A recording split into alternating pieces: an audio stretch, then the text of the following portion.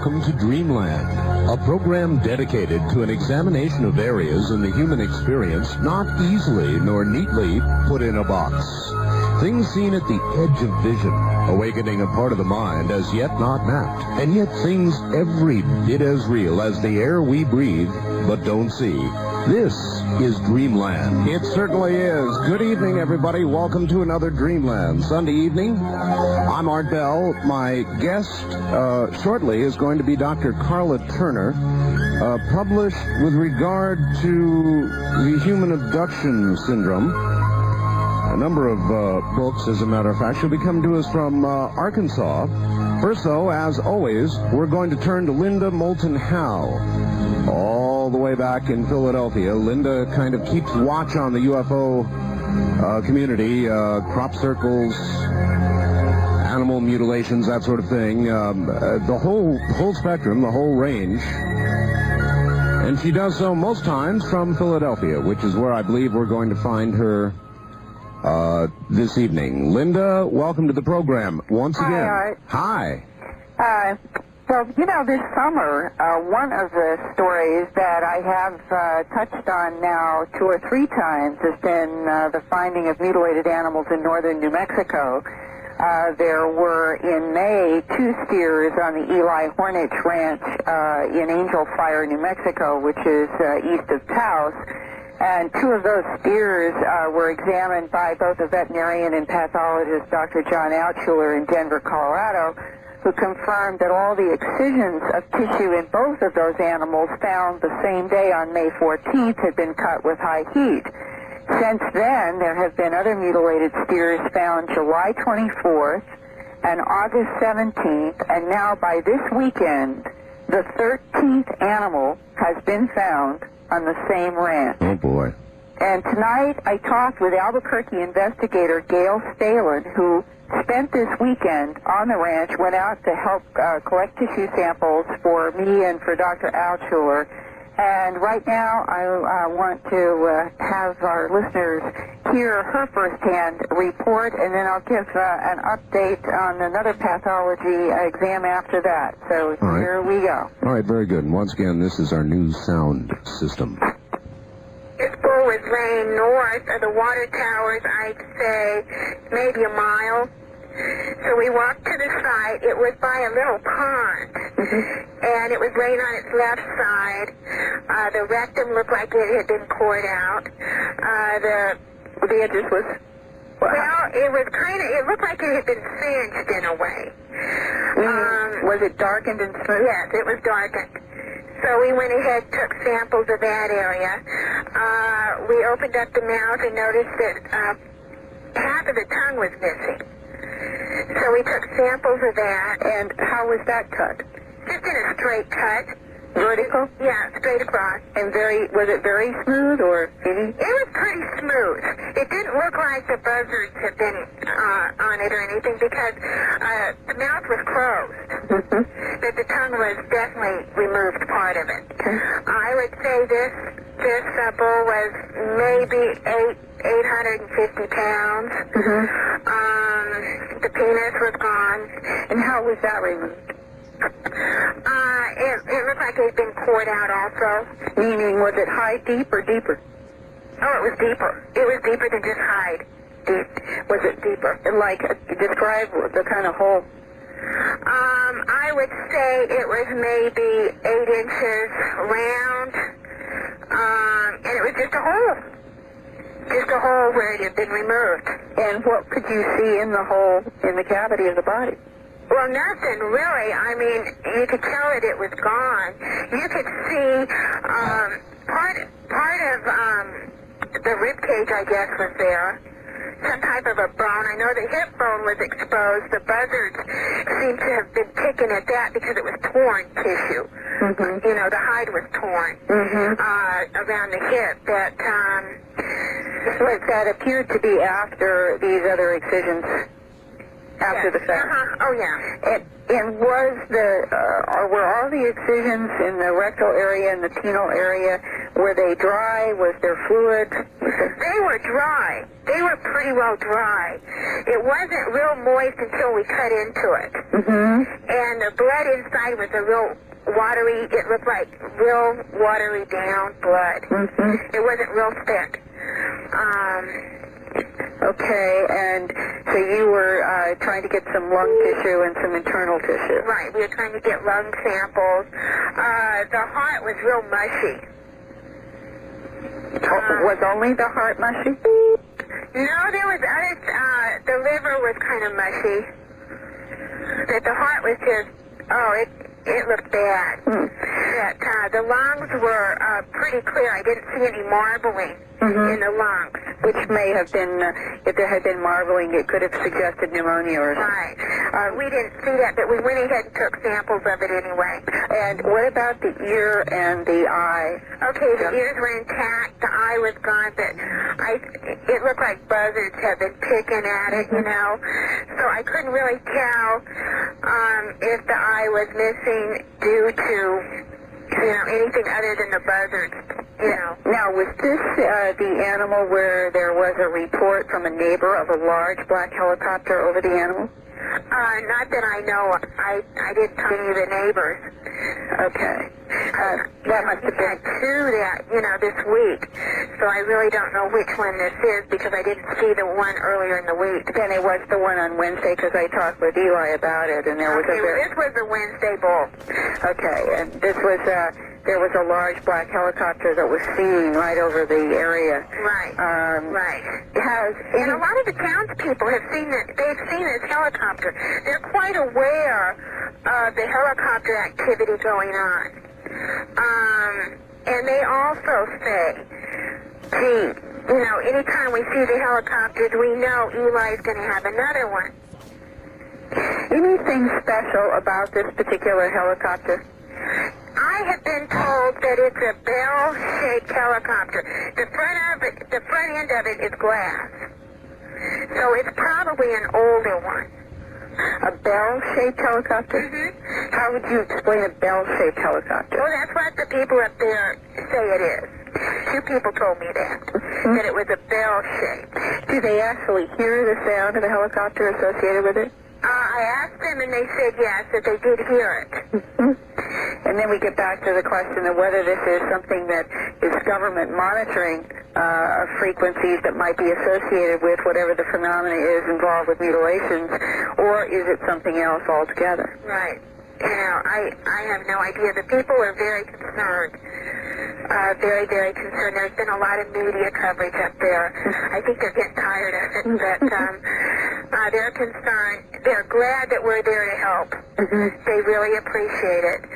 Has anybody in the area ever, in the last month or two or three, reported any unusual, strange moving lights or beams of light in that area? Eli's ranch hand said that he saw something on the other side of the mountains, on the Cimarron side, that looked like an orange basketball in the sky. When was this? This was back in May, when we went out in May. Okay. So that gives you a kind of overview of some of the activity that has been happening as recently as this weekend in northern New Mexico. That orange basketball description was probably one of the most common reports in the 70s when there were so many mutilations throughout the United States and Canada and other parts of the world. And I think it's also especially interesting that now we've had two this week, one right after the other, both males, and the July 24th mutilation I talked with Dr. Altschuler about. That was about 3 weeks ago, and he said that he has been able to examine the tissue from that one, and again, he is finding what appears to be the suggestion of high heat. So we are going to try to keep at least building up the case files from a pathology and a veterinarian point of view on these animals that is at least separating them from normal disease and predator. Sure. Wow. What a story. All right. Linda, as usual, I want to be sure to get your address out to everybody because I know a lot of people in the audience try to and want to communicate with you. Right. And I really do enjoy seeing these letters because they are giving me a kind of cross-section of what people who are listening to Dreamland around the United States are experiencing in their own lives, not only now, but some of the more interesting letters have been experiences by people going back to the 40s and 50s in which they have never, ever told anyone before. And in some cases, those stories are totally, they appear to be uncontaminated by current literature. So my address, it's Linda Howe, and it's Post Office Box 538 in Huntingdon Valley, Pennsylvania, spelled Hunting, D as in dog, O-N, Valley, Pennsylvania, and the zip code is 19006. All right. All right. Well, I hope that if anybody has anything, they'll whip it right off to you. And I've got a couple of things headed your way as well, Linda. All right. And I am trying to make sure that we're covering a lot of waterfronts.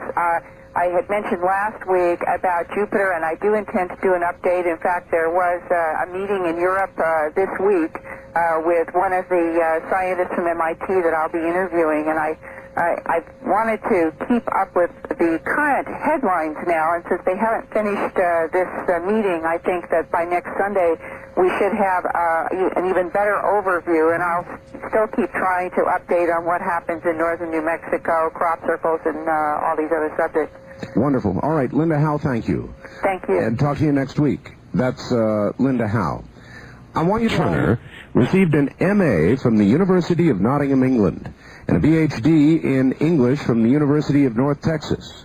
For over a decade, she taught college English and other professional work, including writing and editing. In 1988, she and her family were forcibly made aware, of alien involvement in their lives. That came after a daytime sighting of a UFO by her husband, Casey, a computer specialist. With the help of Barbara Bartholic, I believe it is, an abduction researcher in Oklahoma, Dr. Turner, explored the past and current alien encounters that came to her, including her husband, son, future daughter-in-law, and several close friends. The story of the first year of this investigation is presented in her first book, Into the Fringe, published in 1992 by the Berkeley Publishing Group. Working first with Mrs. Bartholic, and then later independently, Dr. Turner began to research other abduction cases in her local area of north central Texas. Since then, the cases have come from many other areas around the country. Her latest research findings are presented in Taken, Inside the Alien Human Abduction Agenda, published in April of 1994 by Celt Works, and available exclusively from them by writing to Post Office Box 32, Roland, Arkansas, 72135. In Taken, Dr. Turner presents 8 detailed abduction accounts from women in Texas, Alabama, Tennessee, Florida, New York, and Puerto Rico, as well as an update on the events she and her husband have both experienced. Some of the little-known events discussed include medical, sexual, psychological, and metaphysical procedures. In addition to these alien contacts, several of the women also tell of surveillance, intrusion, even abductions by U.S. military personnel. The correlations of these accounts and the insights gleaned from their experiences make a powerful case for UFO and abduction researchers to expand the recognized parameters of the abduction phenomenon. They further call into serious question most of the theories that have been offered in explanation of this activity. And so now, all the way to Arkansas, and to Dr. Karla Turner. Dr. Turner, welcome to the program. Well, thank you, Art. Nice to be with you. Good to have you. Hold on just one second. I'm going to put you over here instead. Okay, we've got you over in another place. Dr. Turner, apparently all this began then with an experience you had. Well, actually, it began with an experience my husband had. As far as our coming to having to deal with this, being aware of ongoing activities that once we began to investigate, of course, like most people who've had these experiences, we learned that they went back to childhood. but being aware of what they were, that did begin really with a sighting in December of 1987 of a spherical metallic object over the courthouse in the town where we lived that my husband had. And there was missing time when I went up on the hill to try to figure out what this object was. We certainly didn't think of UFOs. This week's house like that because it really wasn't part of the thing I thought about or studied in any way. How much of a description did he have of the object beyond spherical? In other words, how close was it? He saw it while he was driving home from the grocery store, and he drove to our house and walked about half a block up a hill. From there, he had a vantage view of downtown where the courthouse was, where this object was, and it was less than 2 miles away, much less probably. Wow. The object was hanging above the courthouse, stationary. There was no movement, no sound. It was not glowing with lights, but it was a burnished metallic color, coppery colored. It seemed to be a total sphere, complete sphere. And it was fairly large, given that it was that close, if it was as close as it appeared to be, which was right over the center of town. And he watched it trying to figure out what the object might be, a weather balloon or even a movie prop. As I mentioned in the book, we lived in an area near Dallas where movies were often made on location. And it really, that was all he thought he was seeing, but he watched it for what he consciously perceived to be less than 10 minutes, and when he turned around to walk back down the hill because he'd given up on figuring it out, a significant amount of time had apparently passed he hadn't been aware of, and it was almost dark, whereas it had been quite daylight when he had gone up the hill. Wow. So then how much time are we talking about? Probably 45 minutes or so. 45 minutes? Yeah, probably. Somewhere around there. Depends on what time. We'd have to go back and look at, measuring the times. We're just guessing because Sure. It was daylight when he went up there. It was almost dark when he turned around. And So then how did he digest all this? he didn't. He told me about it. I wasn't with him. He told me about it. He wasn't overly excited. He was curious because he had never seen anything like it, and he had no explanation. As I said, he didn't even think the word UFO. When he talked about it with me, that never was even mentioned. We assumed it was a movie prop and looked in the newspapers, treated it very ordinarily. But a couple of days later, he did have an unusual event. He found a scabbed over deep incision on the back of his leg, and he got extremely angry about it for no apparent reason. He didn't know how he got it. It had not been there that he'd been aware of at least very long, because he just found it when it was scabbing and beginning to itch, as a scab will do sometimes. Sure. No injury had been inflicted on him that he was aware of, but he did get angry about the cut, and we did not connect the two events. Those are just, looking back, you begin to see connections. Mm-hmm. Really, we forgot about it at that point, Art. Well, did he have any desire to, when he began to figure this out, or connect the two and connect the whole experience, did he then want to follow up, maybe get hypnosis or try and dig into it and figure out what happened? Yes, but that was several months later. This was in December, right before Christmas of 1987, and as I said, when we didn't see anything in the paper about it, we forgot about it. A day or so later, he found the scar. He did not connect it with the event, and then we forgot all about it, totally. What happened was that we both began to develop intense stress symptoms, physical stress symptoms. And these led us, after they persisted, and we couldn't understand why we were both having such physical symptoms, it led us to go into counseling to try to figure out what was wrong. Sure. And we each went to separate counselors because we worked in different cities. And my counselor taught me to do self-hypnosis to relax the physical symptoms I was having. His counselor didn't. They simply talked about whatever they could come up with, and after about 3 or 4 sessions, the counselor told him that, frankly, he couldn't find a specific problem for them to work on. He couldn't tell him what the cause of the stress was.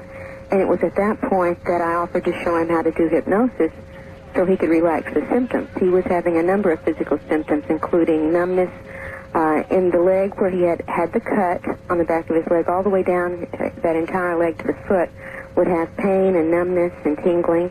He had vision problems, headaches, stomach aches, back problems, just extraordinary number of stress symptoms. So you decided then you were going to sort of teach him some process of self-hypnosis to try and relieve some of this. Strictly just what my therapist had taught me, and I had only been to him twice, so this wasn't like I was any adept at it, nor did I explore anything further than just learning to relax the symptoms I was having. All right, Dr. Turner, hold on just a moment. We'll come right back to you. We're at the bottom of the hour. This is Dreamland on the CBC Radio Network. I'm Art Bell. And it sounds like there's a lot more of this story and her follow-up research to hear. Stay right there.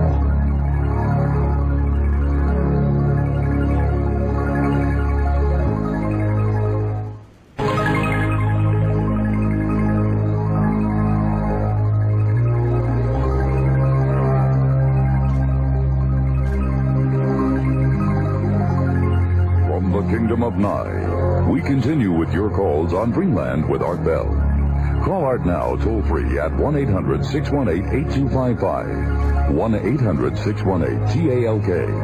First-time callers, area code 702-727-1222. 702-727-1222. Or the wildcard line at area code 702-727-1295. 727-1295 in the 702 area code. Now again, here's Art Bell. Now again, here I am. My guest is Dr. Karla Turner, here from rural Arkansas.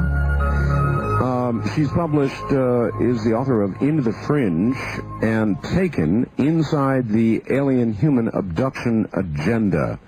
And we're talking to her about how all this began, which was an experience by her husband. Dr. Turner, you still there? Good. Yes. So there was your husband trying to relax himself in the techniques you taught him that had been taught to you, and where do we go from there? Very simple. He went into a fairly light trance quickly. He was testing himself for the state of the trance, and the only question that he really needed to ask himself when he got there, after he was relaxed, I thought it might be a good idea to do what the therapist had done with me, and that was to ask your subconscious to show you the cause of the stress.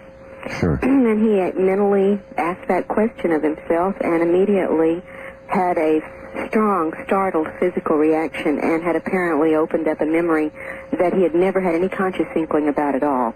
And he told me in exclamatory tones he saw a face. He described this very unusual face. And then in amazement he told me he saw this gigantic ship. And I didn't, in the sky, a spacecraft. And he said it was huge. He said the size of a small town. It was this enormous craft. Wow. And there were a series of very strange things, including some non-human phone call that we received right when he said that. The phone rang, and I got this extraordinarily almost metallic or insectoid-sounding chattering on the other end of the line at me, and then it just went dead. And I brought him out of the trance. I didn't know what had happened. This was more than we could handle. Yeah, I'm sure it was. That's really odd. And I contacted my therapist the next morning and said, my husband remembered something very strange when he put himself in a trance last night. Would you talk to him? And I told him what he had remembered, and he just sort of scoffed at it and said, I don't know what it was, but I'm sure it wasn't flying saucers and little green men. There aren't any such things. And it was a while. We couldn't find anybody. Actually, I contacted several people in the area for help, and when nobody would respond, he went back deliberately into another trance state to see what that was about. He was extremely curious to know what the context was for these memories that he had suddenly had burst through a few nights before. And that's really how it all began. When he went back and looked, he recalled bits and pieces of what seemed to have been an abduction by non-human little creatures when he was only 11 months old on a trip in the car with his father. And he had never remembered this at all, anything about this ever. And his parents came from several states away to visit the next month, and we did have a chance to ask them about the situation as he remembered it without telling them, what he had remembered. Mm-hmm. And it was confirmed in a number of ways that, yes, a trip had been made under exactly those circumstances in that area at precisely that time. We pinpointed the day it happened because it was a memorable event, because his father and he were almost 2 hours later returning from a very short errand they were supposed to run for business than they should have been and had no explanation. All right, this was in 1987, and this kind of launched you into an investigation of the entire phenomenon. Exactly. It launched us into looking into what had gone on in his past. In the process of the investigation with Barbara Barthlick, I was also questioned about anomalous past events myself and turned up things I had consciously always remembered but had never accounted for in any particular way. And we began looking into things in my past, and then we began having a series of current encounters, intruders, whatever you would like to call it. People vary on how they feel about it, but we certainly felt intruded upon. And this involved my husband and myself and my son, who lives in a different place. He was a graduate student in college, his fiancée and his roommate. And this was an ongoing series of intense events for well over a year before things finally calmed down. And so this was affecting your entire family? In other words, they were having, and you had experiences? Yes, I had things that I had always remembered consciously, but I didn't know what they meant. And I think you'll find this story from any number of people who, once they wake up to a particular experience that seems to be a trigger. For instance, my husband did recall later under hypnosis what had happened in December of 1987 in the missing time period as he was watching this craft over the center of town. He remembered an abduction occurring. He remembered a series of physical events taking place in a very rushed and hurried atmosphere, and he remembered at one point when this incision was made deep into his leg, being told, "Now you will remember. It is time to remember." Dr. Turner, if this craft appeared over the center of town, that was the phrase you just used. That's exactly right, in the daytime. Then lots and lots of people should have seen it.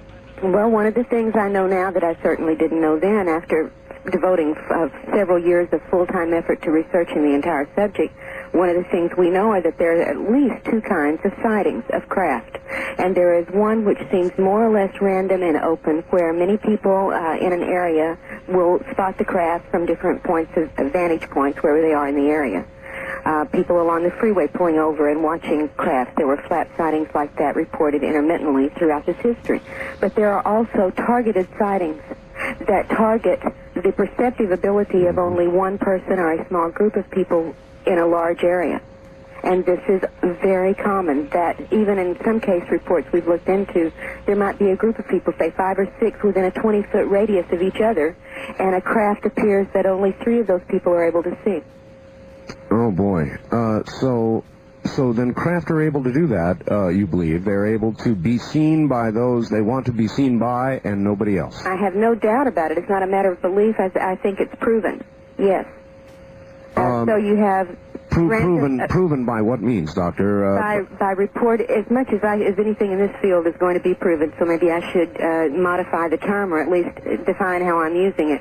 To my satisfaction, I have a very short list of things I consider facts in this phenomenon because they are extremely hard to pin down. Things change, perceptions are distorted, and there's so much deception at the heart of the entire phenomenon, an illusion there, that pinning down any kind of fact is just almost impossible.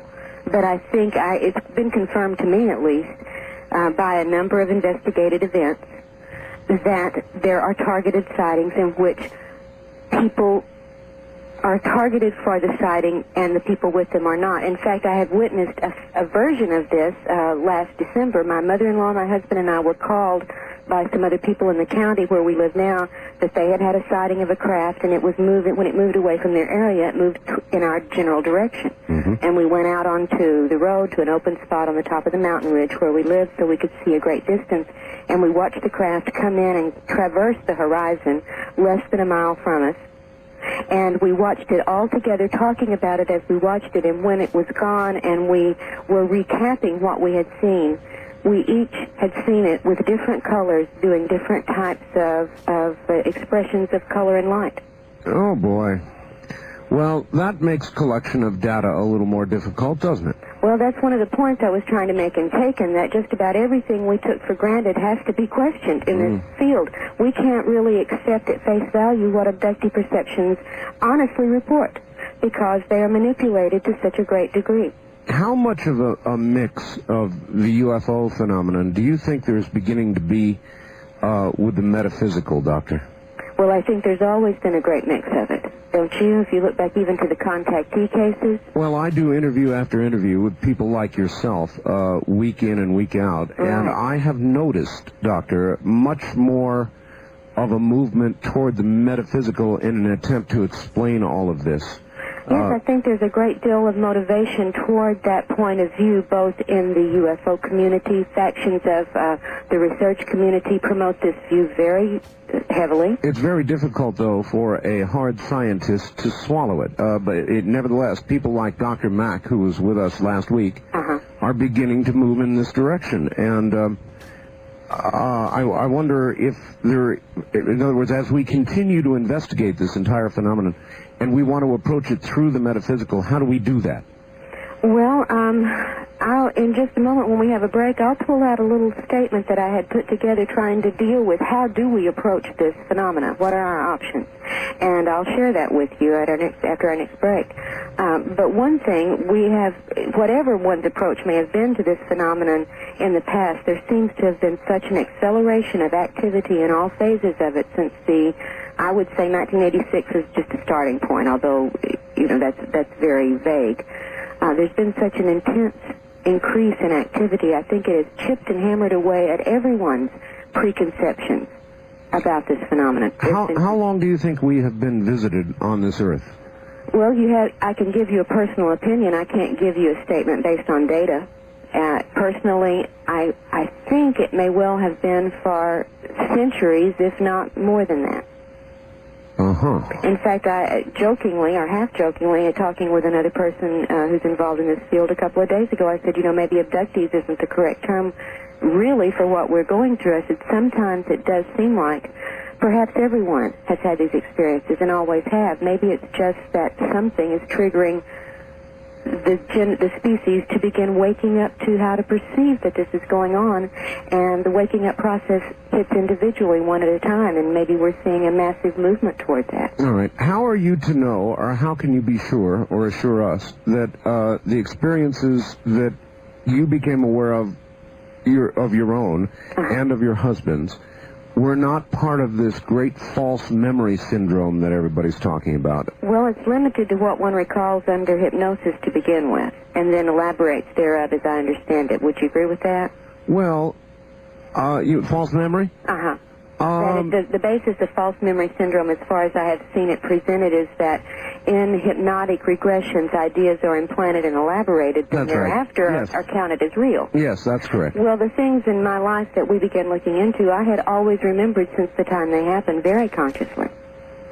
There was no hypnosis when I was, for instance, I remembered the first event before I was 6 years old. I remembered it when it happened. I remembered it the next morning. I remembered it thereafter. What event was that? Waking up in the middle of the night, or coming to consciousness. I won't say waking up, but coming to awareness, conscious awareness, in the middle of the backyard in the middle of the night by myself, as far as my family was not there. And this creature that was very tall and very thin, and in my child way of thinking, I called it a giant grasshopper because it was very insectoid looking, had hold of my arm and was telling me it was my mother, and I was screaming back at it, "No, you're not."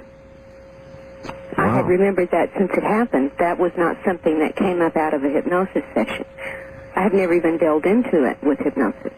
Did you tell your real mother about that? Of course. Of course. And they dismissed it, as I guess any parent would. Bad dream. As a bad dream. But I was very much aware of being awake and being in the backyard and this creature being beside me.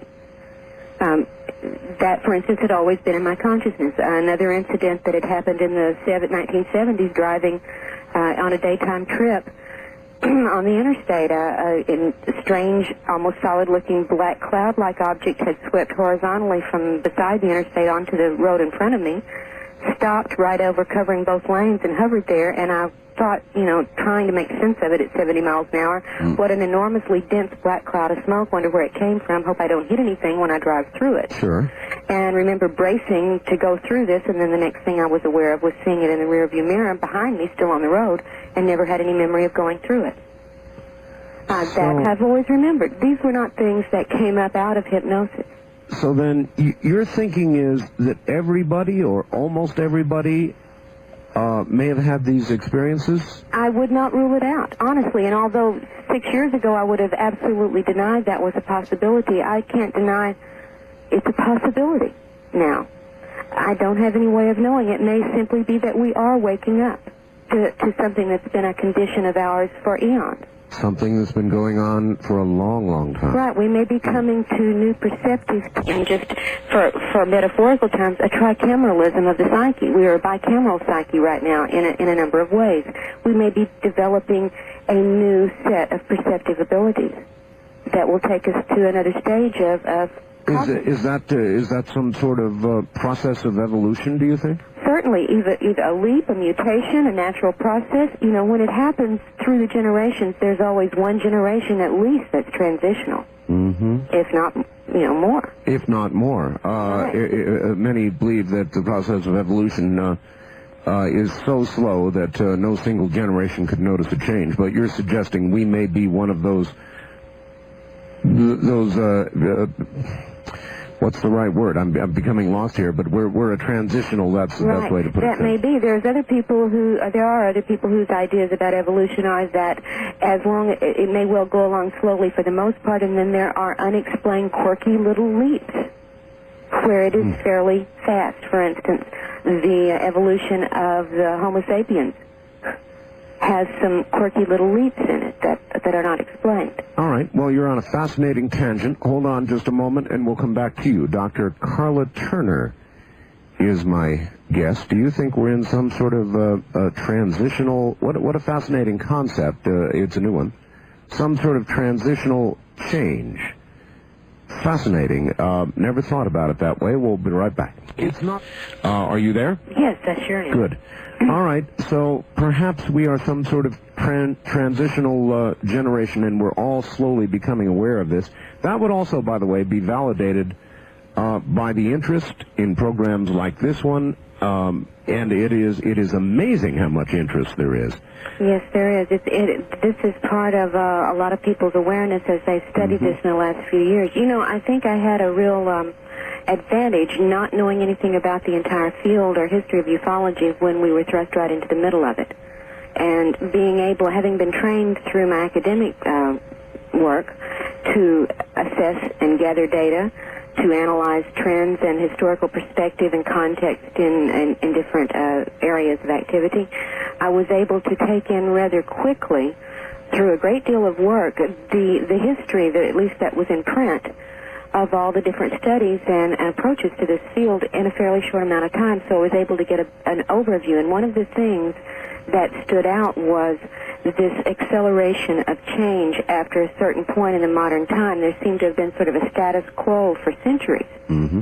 If you look at the work of Jacques Vallée and others who've delved into the legends, the myths, the religious lore, the historical records, in fact, from ages before ours, and see that there were these intermittent accounts that fall within the realm of the UFO phenomena, it was fairly static as far as the acceleration of activity until the modern age. Huh.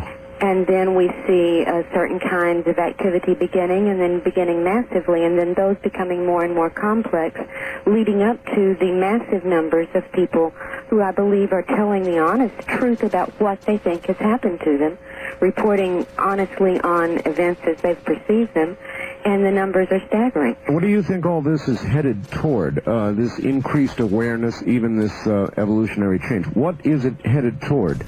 Well, again, I'm having to speak from a fairly educated opinion, but certainly no one in this field can claim to have any hard and fast answers from which to work, so we're all making guesses.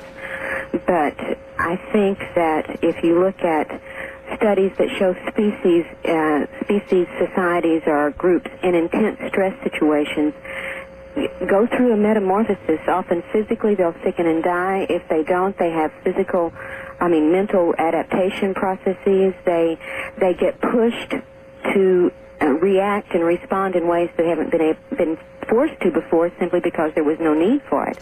And we may well be going through what is normal as far as evolutionary processes are occurred, and just gaining these perceptive abilities that are now allowing us to see interactions and activity of a certain dimensional nature we weren't able to perceive before. I guess what I was asking is, at some point, do you perceive that there may be a kind of a critical mass of awareness? I think that's theoretically possible, sure. I think it may be necessary if we're going to really encounter and confront and deal with this situation as we have it right now. Yes, I think most people, you get the feeling most people are asleep to the subject. But if there were, as I see growing in the past several years, numbers of people waking up in different ways, then you begin to think, yes, this could have a critical mass effect. What would that, do you think, result in socially? If somehow we all began to become aware that, oh yes, not only have we been visited for hundreds of years, we're being visited now. It's occurring to many, if not most people. And it's not a visit. Yeah. It's something quite different. Well, okay, let me take off down that road. What is it? My best opinion is that it is some form, metaphorically speaking, of farming. That we have some source, we are a source for certain somethings, qualities or physical materials or energetic energy patterns. I have no idea, although all of those are possible given the data of the abduction report. Hopefully, we are not as cows are to human beings. Well, hopefully, but realistically speaking, that's not out of the realm of the data possibilities. That if our cows begin to develop, say, self-consciousness, and they begin to perceive their situation more accurately, we would have a big problem on our hands. We would certainly have to change our method of interacting with the cows. And when we see the changes that have accelerated in the past few years, 10 years, in this phenomenon, you begin to wonder what's made them change from hundreds of years of fairly static procedures.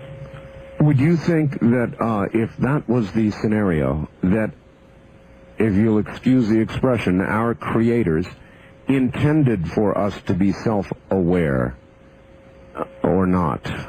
I think it may be one of those ironic accidents. And again, I'm theorizing. You're talking theory, I'm going to talk theory back, but I'm not going to talk any theory that goes greatly against the data as I know it. All right? Well, that's fair enough. All right. We are at the top of the hour, so hold your response if you would, please. Okay. We'll be back to Dr. Karla Turner, who's coming to us from rural Arkansas, and we'll talk more about abductions next. This is Dreamland. It's just not fitting. The boxes are very limited. One thing we have to be committed to is, I think, researching the widest possible body of data instead of being very selective because of personal biases or personal preconceptions about what we're going to consider. But the problem is, when you put it in the box, you don't have a good fit. If what's going on here were known to someone, it would be worth the rest of the world's attention, certainly, to know what the answers might be. I don't have any. We were talking about theories a while ago. Certainly everybody's got a theory. I would like to comment on something you did say earlier, though, about perhaps these creatures might have been our creators. Yes. I think probably if we wanted to examine a variety of evidence types, including some of the more ancient records, we might find that they could be considered more correctly perhaps interloping farmers. Interloping farmers? Well, the way that we, as a species, the human species, has taken over wild animals time and again and domesticated them and genetically altered them for our benefit. Well, that's true. While we certainly did not create cows, we could be considered their farmers, couldn't we? Exactly, and we've genetically manipulated them through the centuries through selective breeding programs in the beginning and then through more laboratory-type methods in the recent years. All right, we use cows for food. Right. While you don't rule that out with regard to how the aliens may be using us, what is your best guess, based on your research, as to what they're doing with us? Well, they're doing a variety of things with us, and this is what makes it hard, Art. We know they're taking certain kinds of substances from us. They take sperm, they take ova, they may well be taking fetuses if we can trust the perceptions of the people who've reported this. They take body fluids, they add fluids to our system. They take flesh samples, hair samples.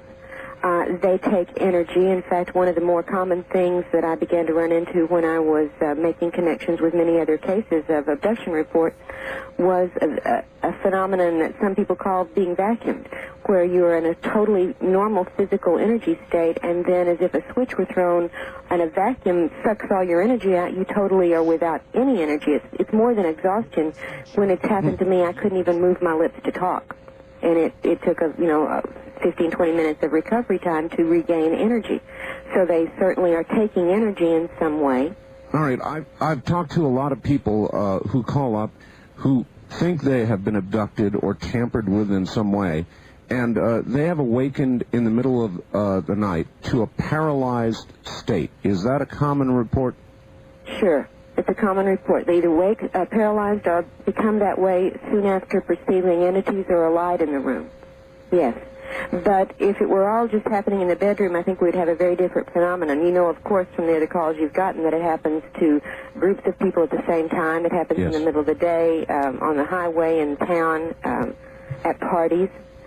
So we're not dealing with something that's easily explainable as a night phenomenon, but that does seem to be a very, very common occurrence.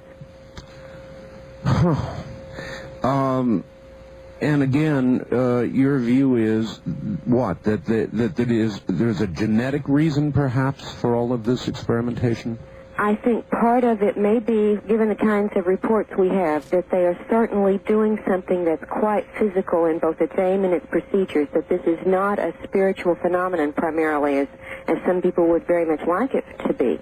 The purpose of a spiritual phenomenon is not being served by a number of procedures that are reported over and over again in the abduction scenario.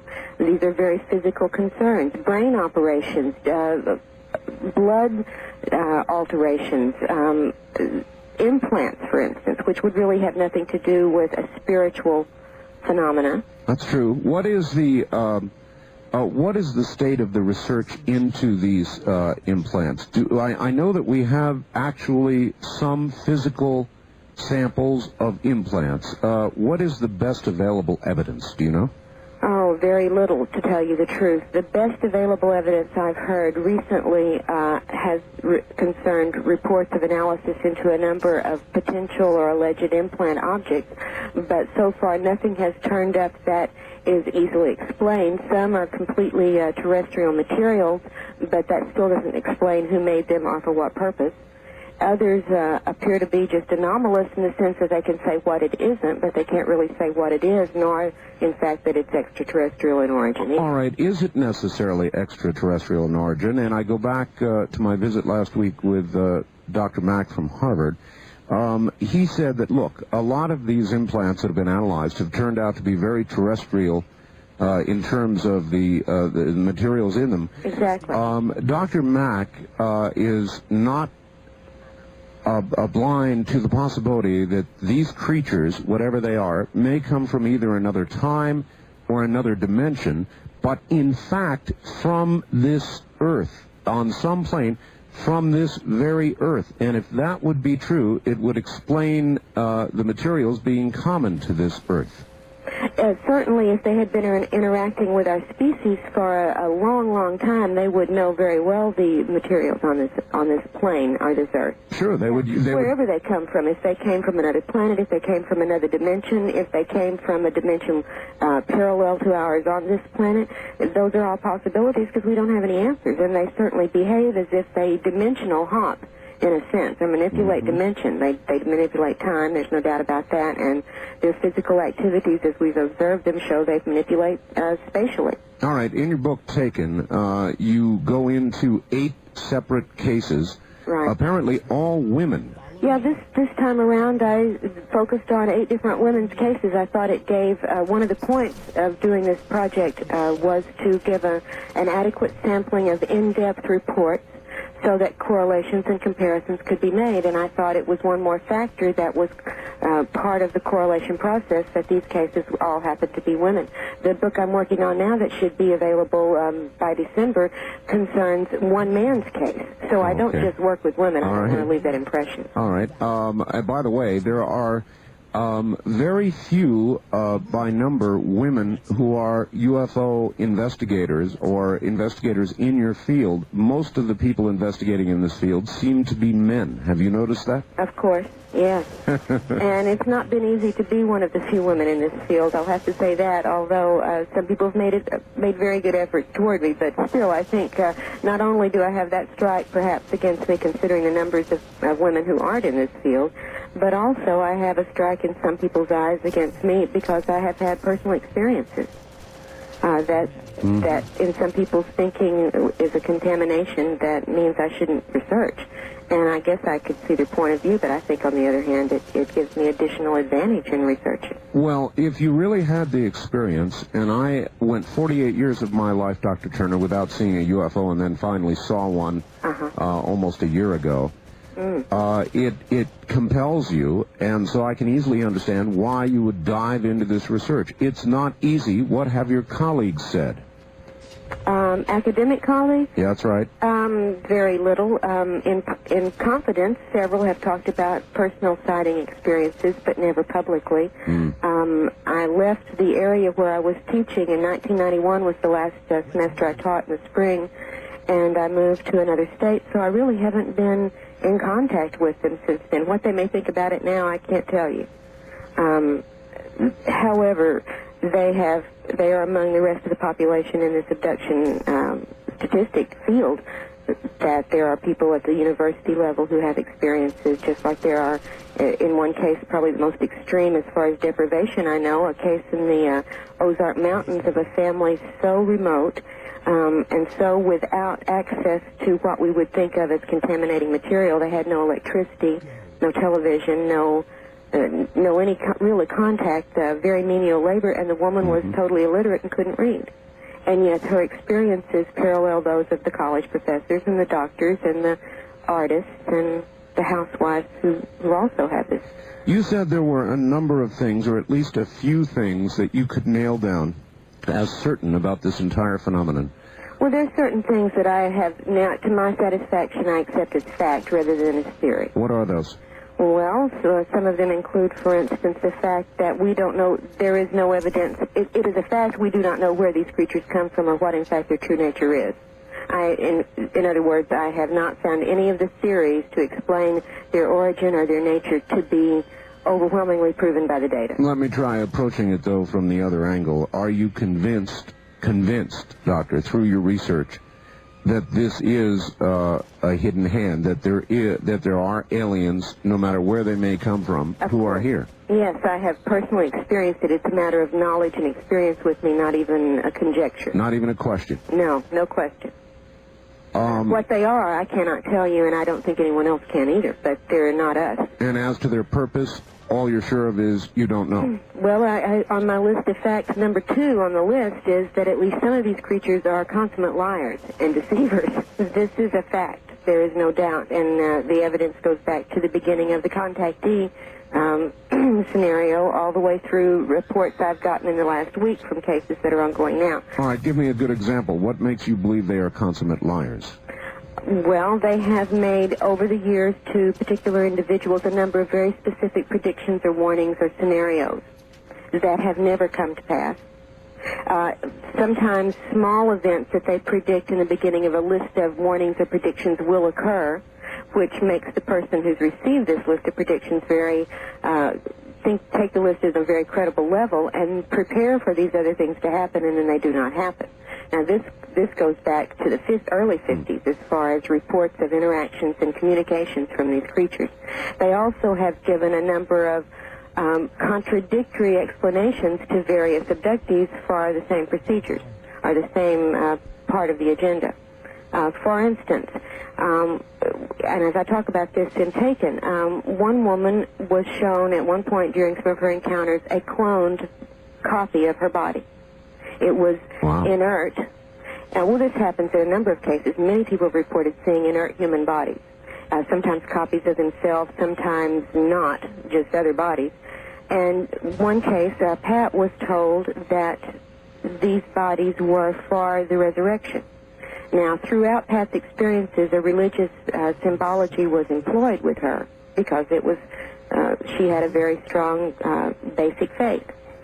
By the way, is it your view that those who start out with a very strong religious faith attribute their experience to some sort of religious occurrence? I think they may tend to, and I think that tendency is greatly amplified by the programming of the aliens themselves. They'll take on whatever guise works or follow whatever procedure really accomplishes their program. Let me take it from their point of view for a second. Why do you think that these beings are not connected to what we think of as traditional religion in some way? A lot of religious people will say, well, these are devils, or they're angels, or they're spirits, and this is not an area we should be even looking into. Well, my personal answer would be that they do not behave in the reports we have from abduction accounts anything like, or very seldom anything like, any of the reports of spirits and angels in our religious literature that these people use as the basis of their beliefs, for one thing. As I've said before, I have never yet found anywhere in the Bible where one of the angels' duties was a rectal probe on a 6-year-old child. Yeah, good point. Good point. All right, now that's a starting place for questioning that. Secondly, the entire range of their procedures with us make that very suspect. The physical activities are numerous, and nothing like this seems related to a spiritual agenda, if that's what they were pursuing. I will agree that they indoctrinate and program us throughout these encounters, if that's going to be effective with us, to take it on a spiritual level. For instance, with Pat, when they first abducted her entire family back in 1954, the creatures told her that, she said, "Are you angels?" And they said, "Yes, but not as you have been taught." Oh, boy. You know, but that works with Pat. In another case, with Lisa, she was also shown a clone of her body. And she was not told anything about a spiritual use for this when the resurrection, when Jesus returns and we get our new bodies. No, she was told instead that this body, well, it was used in a sense to threaten or warn her that if she were not cooperative with the ongoing program of whatever it is they're doing with her, that she could be replaced by this body and no one would ever know the difference. Those are not consistent answers. I wonder how many of us have been replaced. Well, in the next book that I'm getting ready to publish called Masquerade of Angels, we're going to delve into exactly that question because the... Oh, that is the title of your book, the working title, Masquerade of Angels? It is the title. It is, yes. Oh, what an intriguing title. What made you pick that? Well, I hope you'll get a chance to read this story and you'll probably see for yourself. It deals with one man's experiences, a psychic, practicing psychic for more than 20 years, a man named Ted Rice, who began his work in Atlanta and is now in Louisiana, has lived a number of places, and grew up intellectually and spiritually grew up into the spiritualist, metaphysical, what would be the precursor of the New Age movement very early on, very intensely, very actively. Dealt with what he thought were spirit guides for a number of years, until he had a massive, very intense abduction experience by obviously not spirit creatures aboard a spacecraft, along with a number of the neighbors down the street where he lived. So he did a quick reassessment. He did begin to look for some explanations. Nothing his spirit guides had ever given him had anything to do with this, had ever prepared him or discussed it, whatever. So we began this has gone on for several years now. The investigation into his lifelong series of events is probably more in-depth than any one investigation I've been involved in, and we've got a number of signed affidavits attesting to the veracity of the accounts. We've done hypnosis with a number of people after their conscious recollections have been recorded. The verification of these series of events is extraordinary, and among those, we have to deal with the question of cloning and replacement, and in fact, the nature of the human soul, and what we may not have understood about it all along. The nature of the human soul. Exactly. because one of the things I will not discount, one of the things that's on my list of facts is that these creatures show a very, for me, very disturbing interest in the human soul. That's very interesting, Doctor. I did a series of interviews with a friend of mine whose name is John Lear. Do you know that name? Yes, I've heard Mr. Lear speak on a couple of occasions back in the 80s. Mr. Lear, in latter interviews, and I'm going to do another one, I hope, with him soon, referred to the human body as a vessel for the soul. That the aliens regard our bodies as a vessel for the soul. Have you heard him say that? I've not heard him say that, but I've heard a number of abductees who have reported being told that and having that lesson stressed to them by the aliens, and I think there is a reason for that. Certainly, one of the things not only in much of the alien contactee and channel material, but also in the New Age movement in general. All right, Doctor, I've got to hold you there. We're at the bottom of the hour. Stand by. We'll be right back. This is Dreamland.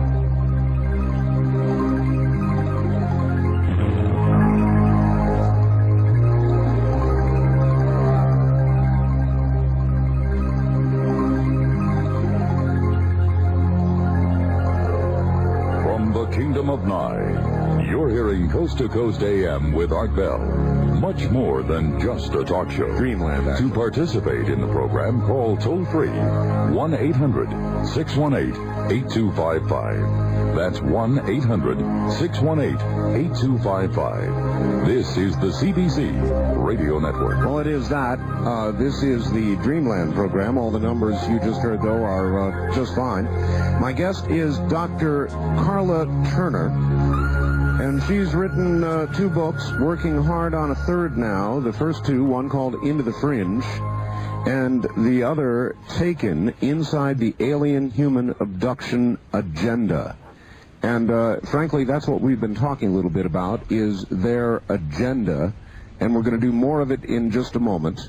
I'm Art Bell. Stay right where you are. It's not that often that I get a chance to tell you all about a product that is effective. When we begin taking phone calls, I promise, so if you want to get on the lines, Dr. Turner is going to be available to you in just a moment. Dr. Turner. Yes, sir. I want to finish up on the souls. Yes, I'd like to go back to what we were discussing about before the break, if I could, for just a minute. Yes. You were talking about John Lear saying that the bodies are containers or vessels for the soul. That's right. As very different things. Going back to what we were talking about even earlier, if these interloping farmers had begun genetic manipulations with the species that they found here to bring it up to a more useful level for them, one of the things that they might have tried to do or might have done was to increase the level of intelligence in the species so that it could in fact pretty much tend its own farm. If you get my understanding. I'm afraid I do. All right. And then this being what they propose to do, the purpose of this, it inevitably having its own reactions thereafter in the species, what might have led up to the transition that we're maybe making to a new level of intelligence, an additional perceptive intelligence. And if that were the case, and you knew that your cows were waking up in this manner, wouldn't it be one of the things you would want them to very much believe, something you would want to instill in them very deeply, to de-emphasize the value of their physical nature and physical existence?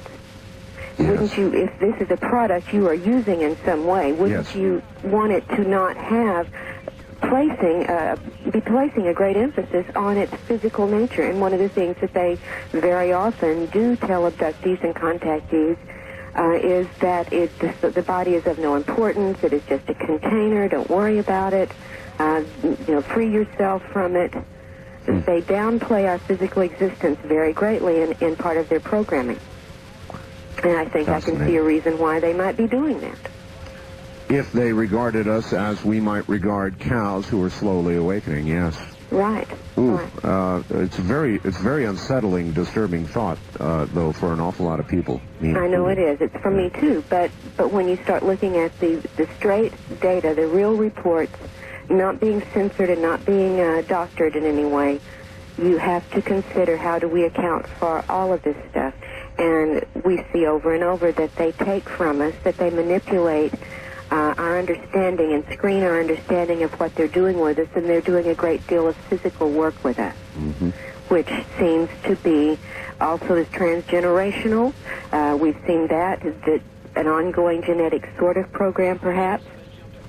And if we were waking up to the fact of our being used, our being a resource, certainly they would not want us to be overly attached to our physical existence if they're using it. No, I do agree. All right, let's, I've got to do this. Let's go to the audience and begin to take a few calls. You've given me a lot to digest. On our toll-free line, you're on the air with Dr. Karla Turner. Hi. Hi, Art. Where are you, sir? I am in Seattle. Seattle, all right. Great show tonight.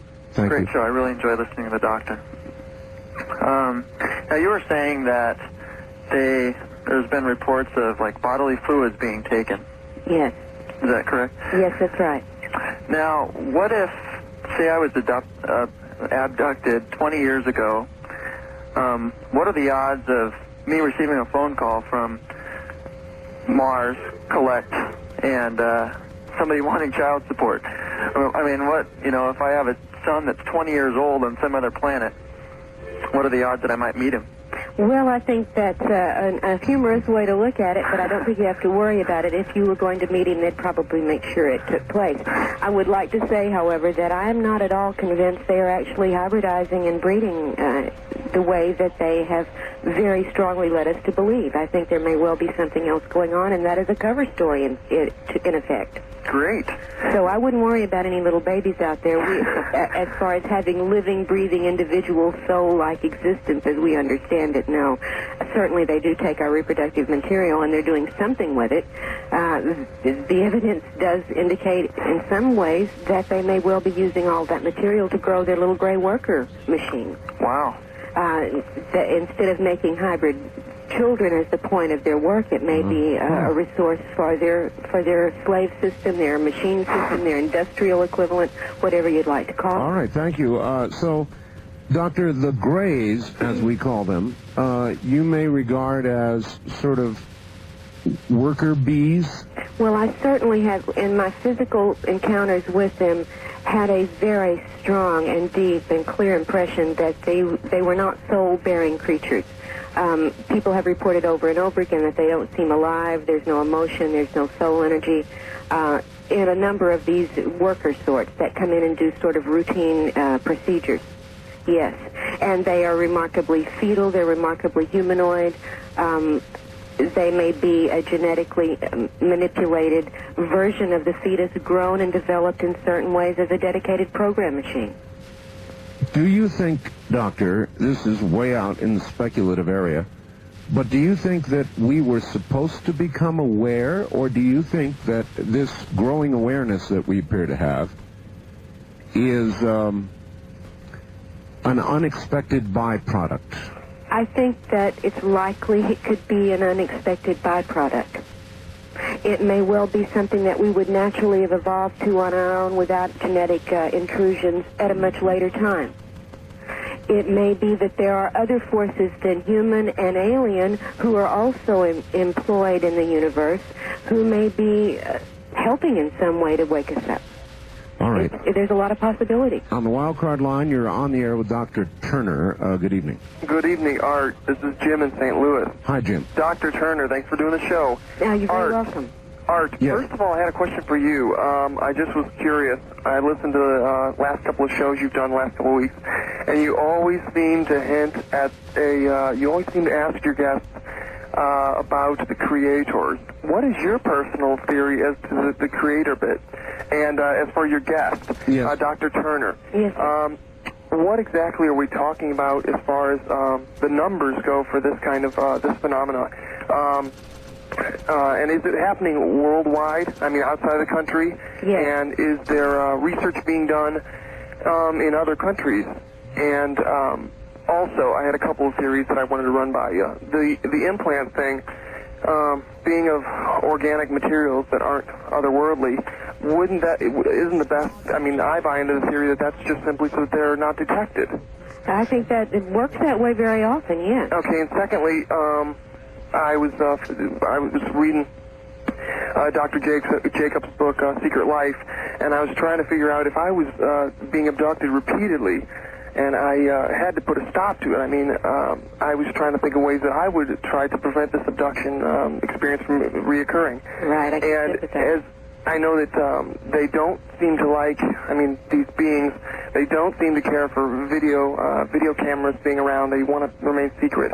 Could you, like, perhaps handcuff yourself to your bed or something like that? We've had a number of people people try a number of different ways to protect themselves at night, and of course you've heard the story of the person who did use a video camera set up toward the bed, and when on nights nothing happened, it showed absolutely no activity, and then one night, looking at the tape from that night, what it showed was the person getting up out of bed, going over to the wall and unplugging the video machine.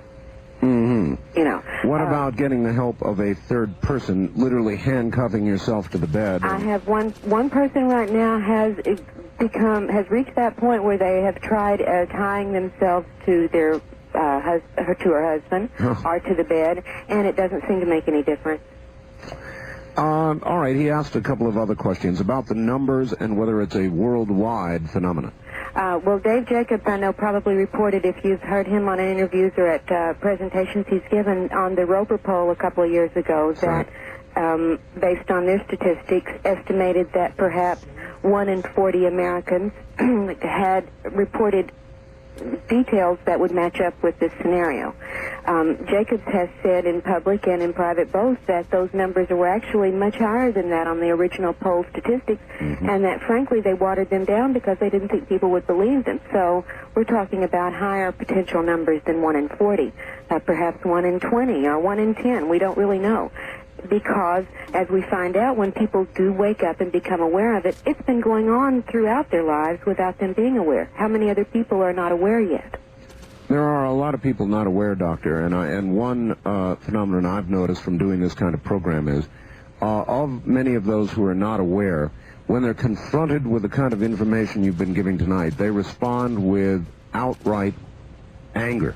I mean, they flat get angry. Absolutely, and that's a fear reaction. That anyone who has a very, very strong reaction, either obsessively or in angry and denying terms, one wonders what motivation, because that is not a typical, normal, unaffected reaction. And I can understand it. I don't want this to be true either, and I certainly have not been, I don't know that I would have ever chosen to be aware of it, to tell you the truth. All right. On our toll-free line, you're on the air with Dr. Turner. Good evening. Hello, how are you? Fine. Kim Ian calling from Portland, KEX. Yes, ma'am. Hello. I just want to make a few calls. Great show tonight, or a few comments. I feel that there are answers to these questions. Each weekend on Dreamland, we keep hearing, we don't have the answers, we don't have the answers. I had an experience in 1986, so similar to Dr. Turner's. I, too, in Las Vegas, saw a craft in the middle of a busy intersection with my husband at that time, and no one else saw it.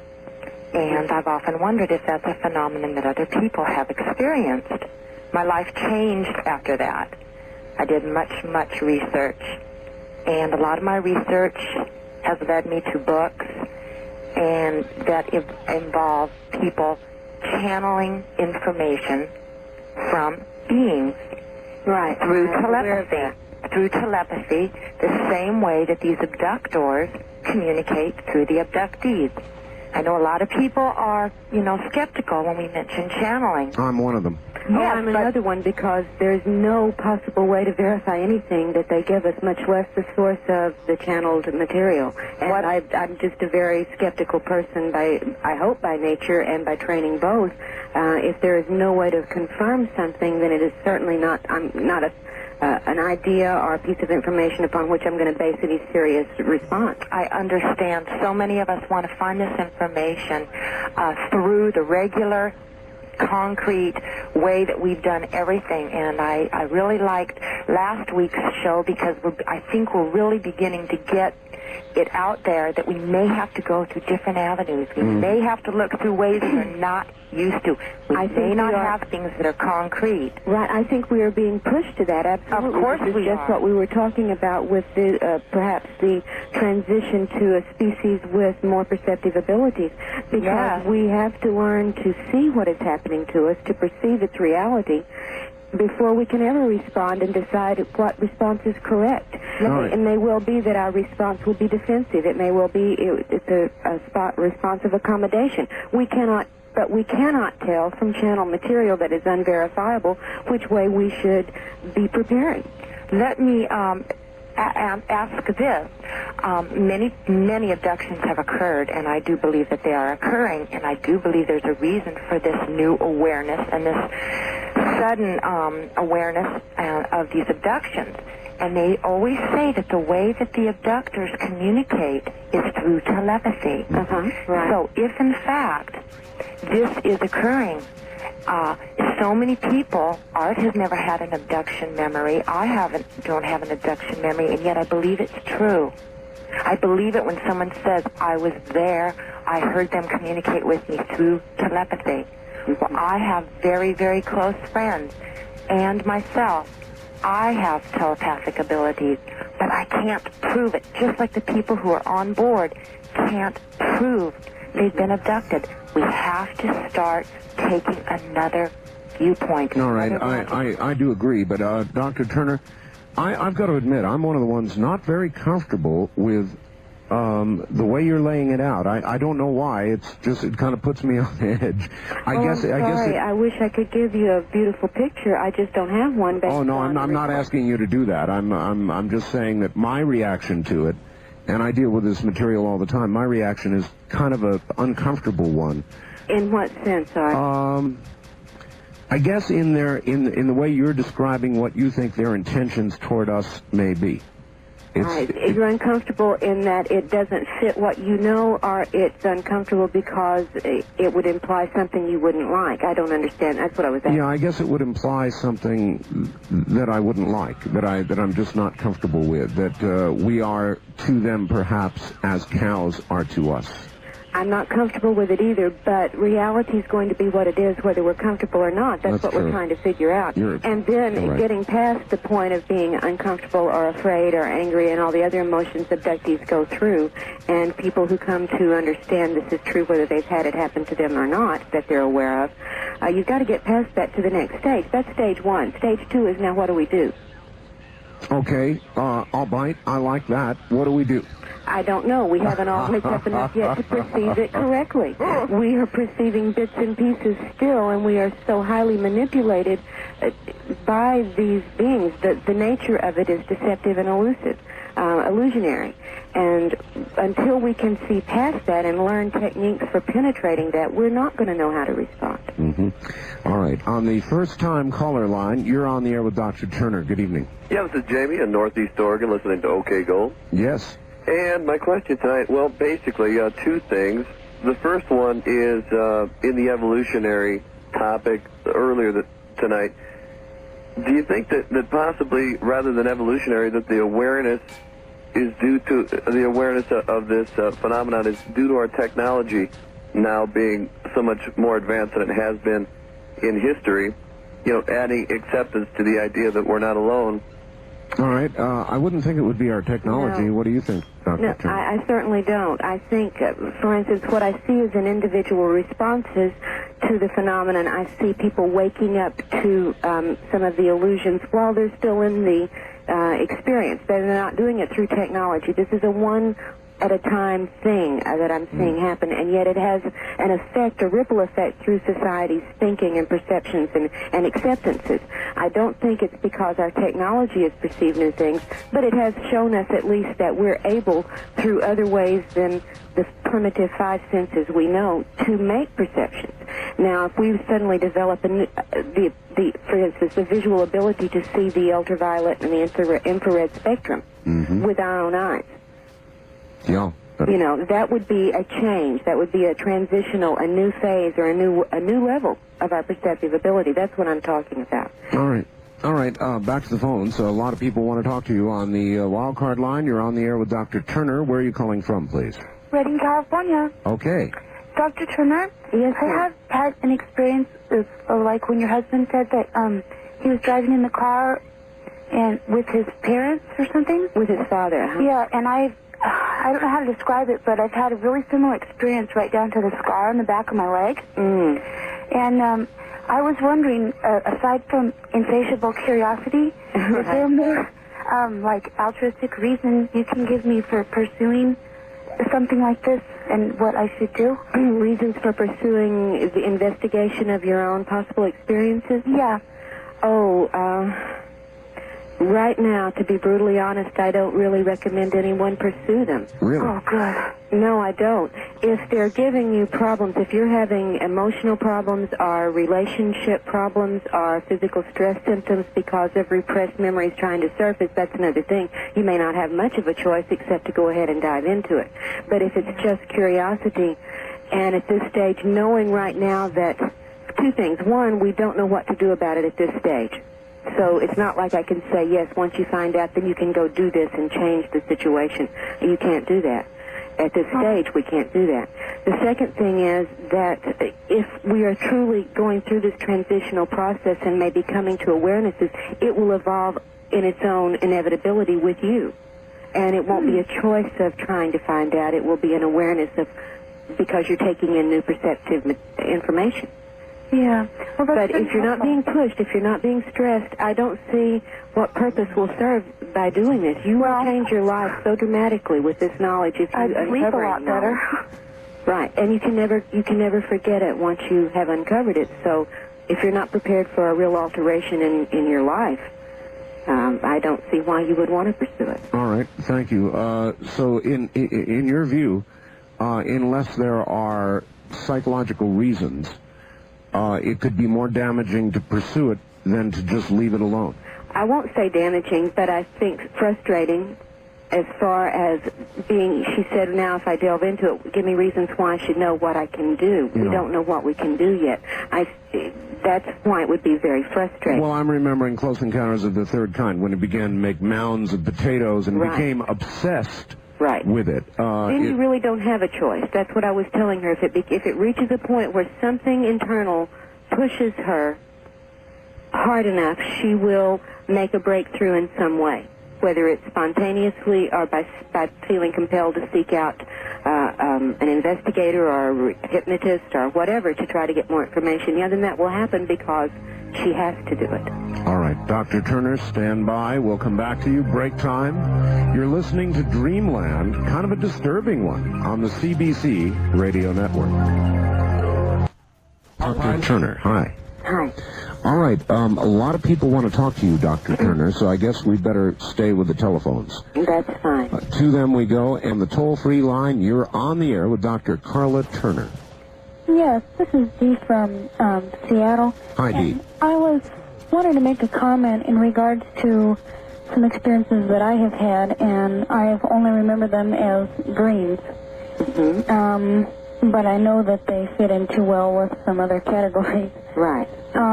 As far as the little gray men, I do agree with you that they are slaves, in my experiences that I have had with them. But the people that rule over them are almost military. Yeah, there seems to be a lot of getting down to business with their procedures. Right, and from my experiences, it has almost been the perception that I hold some kind of rank there, and I am, I guess, have a higher status than others in there. Well, I will tell you that there have been a number of abductees who have been told at some point in their experiences are made to believe that they too are working in some conjunction with the aliens and are special and have a higher rank. So that is not the first I've heard of that. And I was wondering if anyone has had any experience of being shown a laser weapons system that they have been giving the chemical formula for the gas. I would have to see more specifically what you're talking about before I would know if there were any real correlations with it, but people are told about technology are told about certain kinds of physics, mathematics are discussed, devices are described and explained. This, too, is part of the program. In fact, one of the most extraordinary things I think I remember hearing, not in a case I investigated, but that someone else had, involving 3 women abducted in the New Mexico area, taken to what they all 3 recalled as an underground facility of some sort where both non-human and human personnel were employed, and one of them saying that she put on a certain type of outfit and went to a machine, I guess an equivalent of a computer console type setup, said she punched in her code and then began working. One of the other women, however, went through the typical on-the-table examination. So it's, we don't know what perhaps the examination would possibly lead to an employment of some type. Well, it was just an extraordinarily strange situation. Of 3 women abducted, 2 were examined and 1 went to work. All right, thank you, ma'am. Dr. Turner, stay good and close to your telephone for us. All right. All right. Again, on the wild card line, you're on the air with Dr. Karla Turner. Good evening. Hello there. Hello. Hi, I'm calling from Northern California, Art. Yes, sir. This is Sparky. Your guest there has lots of right-on ideas and researching. Dr. Turner, it is? Yes, sir. Oh, yeah, it's probably been found out with all your research that Earth has a history of being sort of spiritually retarded, so to speak. I can't say that that's been the finding of my research, no. Well, with what I hear, that, well, you're kind of getting the idea. I haven't been able to listen to the radio, so I'm not really, it don't really come in too good. Okay, so I'm lost that we're... All right. Well, perhaps I misrepresented it. For our capabilities, for our natural capabilities, I think we are a fairly spiritual species. And again, circling back, we were not necessarily, in your view, meant to begin this awakening, to in other words, realize what's going on to us, with us. That may be right. Sort of a byproduct. Right. It could be an unhappy result of something unforeseen from the manipulations they have been doing with us all along. Or again, it may simply be part of a natural process. Whatever stage we're at after their manipulations, we still continue to change. Okay. On the first-time caller line, you're on the air with Dr. Turner. Hi. Hi, this is Debbie from St. Louis. Hi, Debbie. I had a question about if they are interloping farmers, then how do you explain the purpose for aliens showing women their hybrid babies and telling them to hold the child? Right.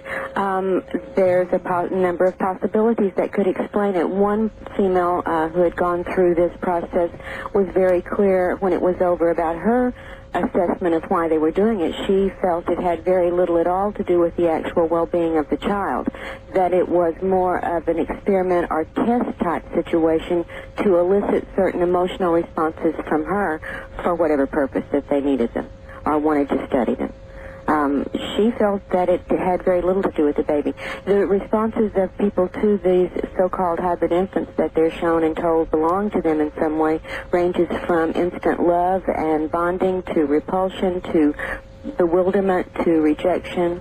There's not an overwhelming sense across the board that these are really their children.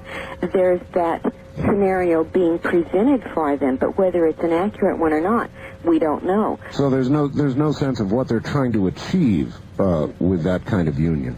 Well, I can see a number of reasons they might want to, but again, we're theorizing to bond us in a certain subordinate position, to convince us on some level that this is a benevolent interference, to elicit more cooperation from us. If you're bonded by sharing offspring, that's a pretty close bond. It sure is. You're not always in equal relationships in that bond, however.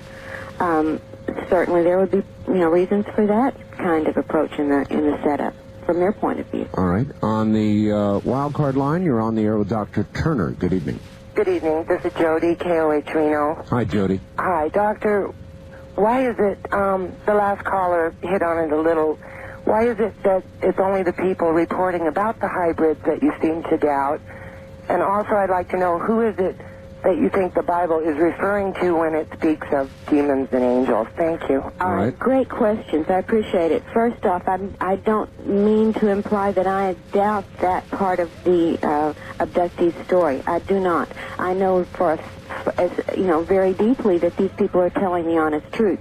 And it's a matter of whether what they saw and thought they experienced is the actuality or if it is something else. One of the things I talk about in Taken and we'll be discussing in more detail in A Masquerade of Angels is a capability these creatures have called what I call virtual reality. I borrow the term, I admit that, where scenarios are created for a particular targeted person that feel to all the senses as if it is actually occurring when in fact it is not. And we've had a couple of cases where it has been witnessed by people outside this targeted person's sphere of activity who have watched. In fact, I talk about this in the first chapter of Taken. Two people unaffected watching a third person going through an experience that to her was absolutely real, and she was awake while it was happening, and they were in the room with her. But what she was convinced happened was not perceivable to the people unaffected by the energy field that had coalesced around her. All right, demons and angels. Demons and angels. I don't know what demons and angels meant to the people who wrote about them originally. I'm not in their mindset or in their frame of reference to know what they specifically meant by it themselves. I just know we give it a lot of different interpretations now.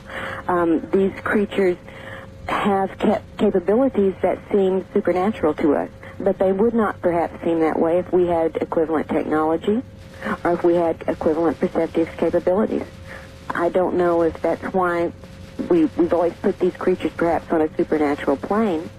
Well, she said, what do you think the Bible was talking about when it mentions demons and angels? It could have been talking about creatures like this in some instance, in some cases. I don't really know.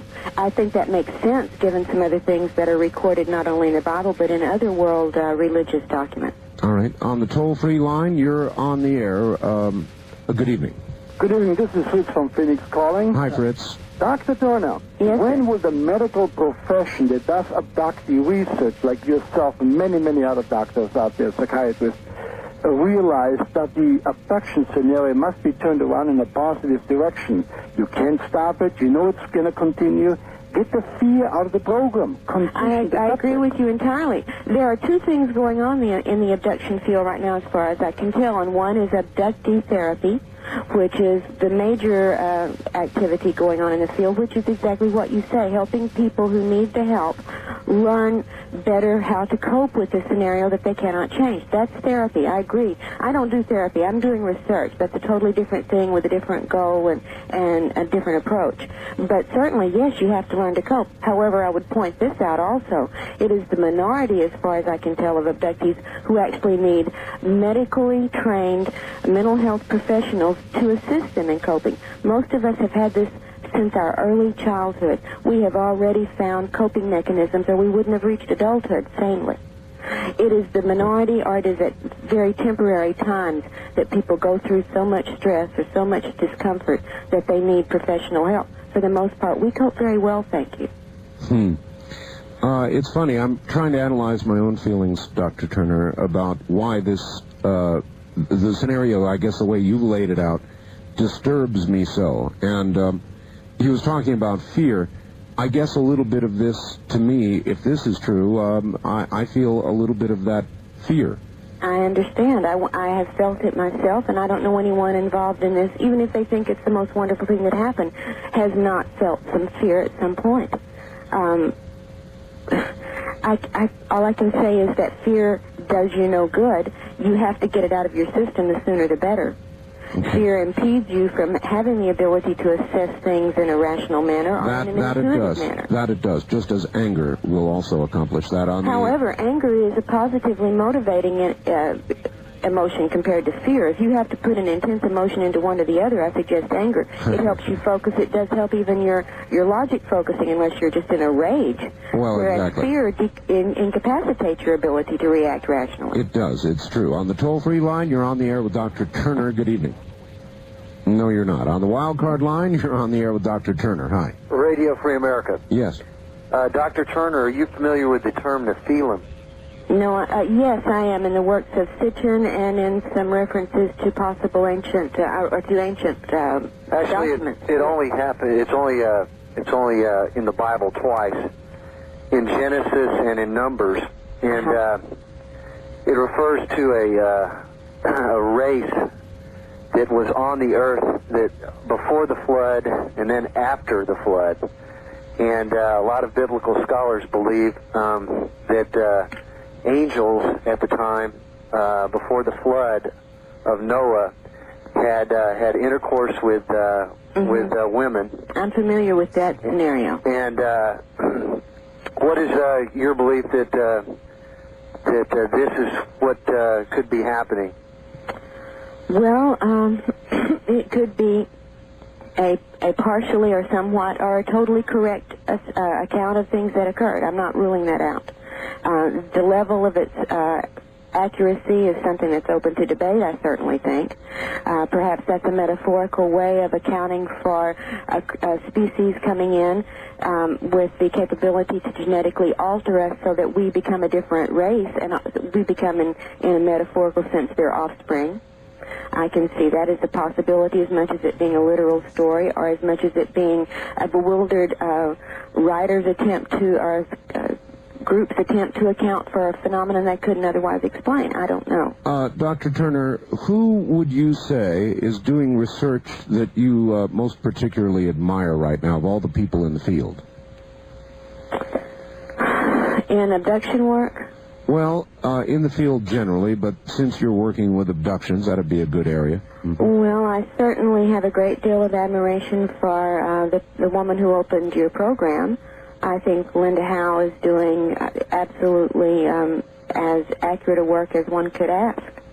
And certainly she's branched out from cattle mutilations to dealing with many other phases, including the abduction phenomena. That's right. I find we have a great deal of our own opinions about this based on what we've seen and dealt with, very much along the same lines. Do you think the cattle mutilations are absolutely related? Yes, I do. I just don't understand the exact nature of the relationship. I really don't. All right. On the first-time caller line, you're on the air with Dr. Karla Turner. Good evening. Hi, this is John, KBI. Hello, John. Question. I want to believe in what's going on, but I have one really kind of nagging question. I live in a housing development, okay? What if the guy next to me is being abducted and I'm not? Why don't I see things external to my house? You could be turned off while these things are happening. For one thing, that would be the simplest explanation. People are turned off in the same bed with an abductee, much less next door. If it's necessary for you not to see it, you won't see it. So this could happen on a citywide scale? Of course. It happens in the heart of cities. It happens in small towns. It happens on the roads. It happens in public facilities. Mm-hmm. And there was a lady that called earlier who had said that she was in Las Vegas and only her and her husband saw a UFO in an intersection. Can that happen?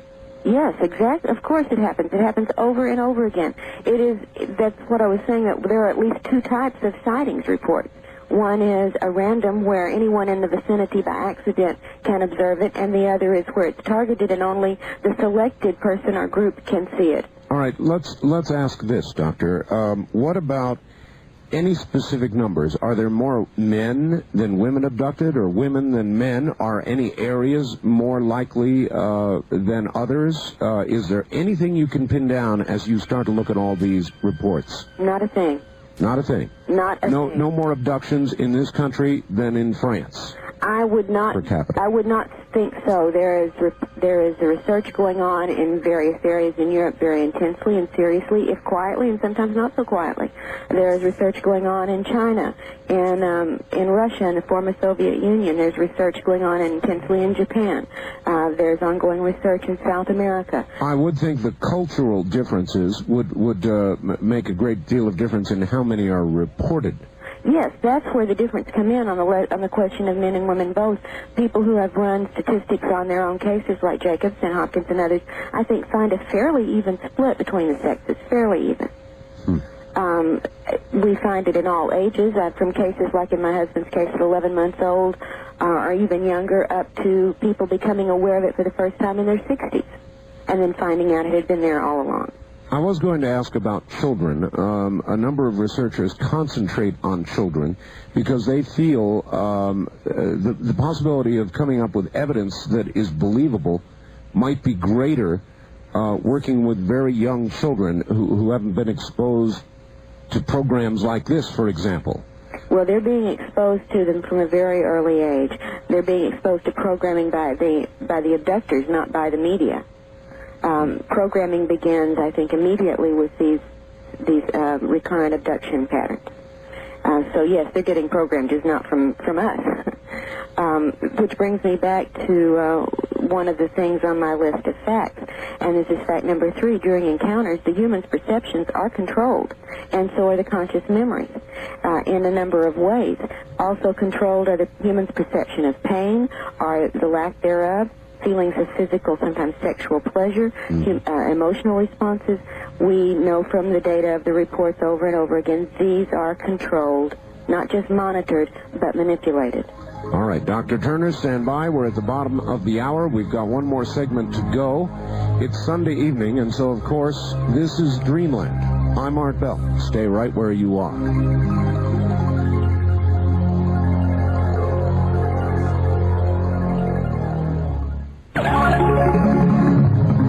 This is a pre-recorded, previously broadcast program.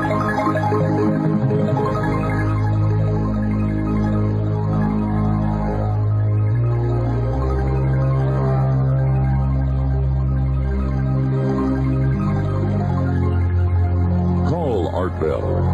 In the Kingdom of Nye, toll free at 1-800-618-8255. 1-800-618-TALK. First time callers 702-727-1222. 702-727-1222. Or use the wildcard line at 702-727-1295. This is Coast to Coast AM on the CBC Radio Network. Well, no, it's not. It's Dreamland, but the numbers are good. Good evening, everybody. My guest is Dr. Karla Turner. And the subject, of course, is abductions. And Dr. Turner, I'd like to ask you, what about, we haven't touched on this yet, what about the supposed great government cover-up? Is it your view that our government knows what's going on? It's my experience that there are government agencies of some sort involved in gathering information about this phenomenon as far as the abductions are concerned. I can at least tell you that from first-hand experience, and I think the research of people in other aspects of this field have pretty much confirmed through a number of methods and means that there is government knowledge of something going on and some extent of involvement in studying it. A number of cases that I'm personally acquainted with and have investigated in some instances have had evidence and memory of, as well as other kinds of evidence of, interrogations by apparently human military personnel of some sort about this subject. Normally, in an abductee type situation, normally when they are compelled to go to a certain place to meet and be taken by these personnel and then to be questioned in an altered state of some sort before being returned. Sometimes they're threatened, sometimes they're not, but the subject of the questioning is what we are experiencing in these encounters. All right, very good. Back to the phones. And on the toll-free line, you're on the air with Dr. Karla Turner. Good evening. Yeah, I'm calling from Southern Oregon. Yes, sir? I know a lot about the subject of UFOs, and I know quite a bit. I can tell you this. I think the only way that we'll be able to find out about what is really going on is we change our concept as regards the world of our environment. You know, a fundamental change in the way we see things. And I also wanted to add that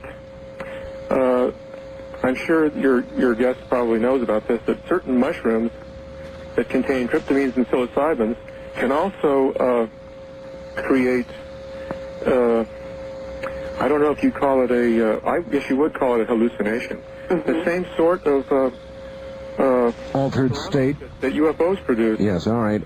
Some sort of altered state, Doctor? That may be true. I know that there are altered perceptions from certain hallucinogens, yes. However, in abduction phenomena, we have evidence that is more than simply what a person thinks they saw or maybe hallucinated. We have external types of evidence, after effects from these events that are very physical and external to the person. So we have evidence that at least in some cases, these are physical phenomena. All right. On the wild card line, you're on the air with Dr. Karla Turner. Good evening. Hi, Art. Matt in Portland. Yes, Matt. Dr. Turner, you talked about it just briefly. I wanted to know what you found out in your research about underground bases, what takes place in these, places if they do exist. If they do exist, if the reports are of a reality rather than of a staged or illusory scenario of some sort, and that's always a possibility without further external confirmation either way. All right, I take that as a given. But the reports themselves, whatever their nature, talk about various kinds of activities in apparently underground facilities. Often they have both human personnel, either scientific or military or both, and then non-human creatures of various kinds in conjunction there with them. Sometimes these seem to be more or less military-type stations or bases.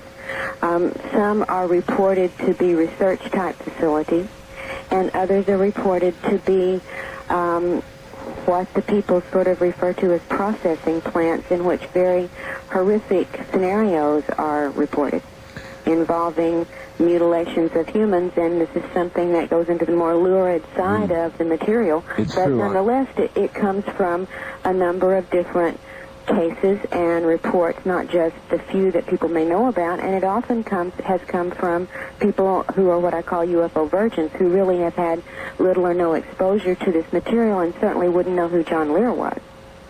All right. Dr. John Mack last week and others who've been on this program have said that there's a strong message that comes from the aliens, or whoever they are, about ecology, about our ecosystem. What do you know about that? That's accurate. Many people are given messages or information about upcoming destruction or crisis situations on the planet. Some are shown scenarios as holographic future events of great physical destruction or other kinds of chaotic situations. Yes, that is reinforced with these scenarios, these visions and scenarios very often. All right. What about sending a message to the aliens? Does that sound crazy to you? In other words, if you've got somebody who's repeatedly being abducted, what about the possibility of sending a message with them? To the aliens? Well, if we assume that the interaction is designed on the aliens' part for them to try to elicit certain information from us, they're totally in control of the situation. First off, they're after certain things, certain procedures, or certain exchanges of information, if you will. You're not there as a voluntary cooperating party who has any input into what's going to go on. They control what happens. So you can't go in with a message from someone and expect them to pay any attention to it. It just doesn't seem to have happened. One researcher down in Houston, Daryl Sims, has been working with a rather intriguing idea, though, of implanting post-hypnotic suggestions in people whose cases are currently intense, so that are set to go off at a subconscious level the next time the person is abducted, so that they will do something extraordinary to try to break the scenario up. I'm glad somebody's working on that. Good. All right. Yeah. All right. On the first-time caller line, you're on the air with Dr. Karla Turner. Hi. Hello. I'm calling from Eastern Oregon. Yes, ma'am.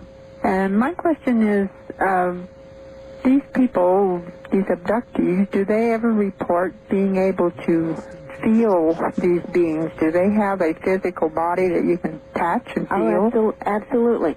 In many cases. Now, that varies. There are some reports and some scenarios, and I myself have had one like this, where the beings have been with me and we've had telepathic communication, but they appeared physically almost translucent. I could almost see through them, and this has been reported a number of other times. At other times, they physically are quite there, and they touch you physically, and they can do things to you physically that leave physical marks.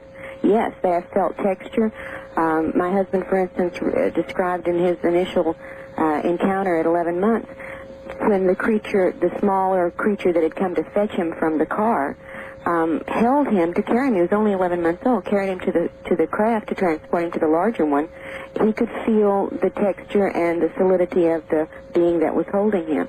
When he was aboard the larger craft and a different type of creature was with him, examining him closely, he even reached up and recalled touching inside the creature's mouth. This was not one of the little grays with the non-functional mouth. It had a mouth of a certain sort that has also been reported before, and had an interior material that he said felt almost spongy. Oh, how odd. All right, on the toll-free line, you're on the air with Dr. Turner. Good evening. Good evening. Yeah, I had a comment based on an earlier caller's question, and all right, sir, where are you? I'm in Seattle. All right. And that was in regards to the angels part. I've done a little bit of research myself, and the references I've gotten biblically has been like, they've been referred to as stars, lightning flashes, storm systems, beings, and whatnot.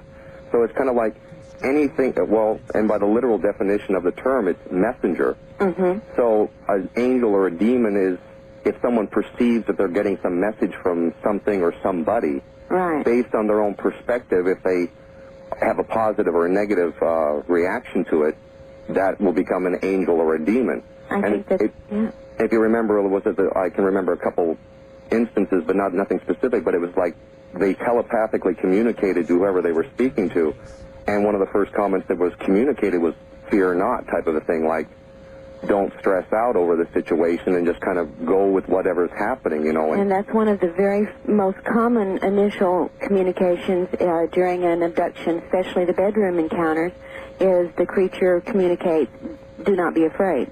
Mm-hmm. And another thing that you were saying about how people, you could be in an area and some people will see something and other people won't. Right. There was a phenomenon I heard of and related to, what was it called?